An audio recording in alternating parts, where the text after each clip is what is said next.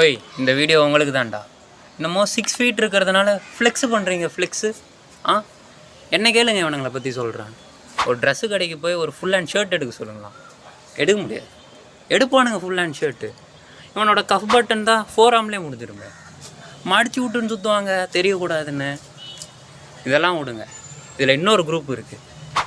ஹைட்டாக இருப்பானுங்க, ஒல்லியாக இருப்பானுங்க. அவனுங்க பேண்ட் எடுக்கிற கொடுமைலாம் இருக்குது. ஐயோ ஏங்க, கால் இவ்வளோ பெருசு இருக்குங்க, நல்லா நீட்டாக. ஆனால் இடுப்பு தம்மா தூண்டு லப்பர் மாதிரி இருக்கும்.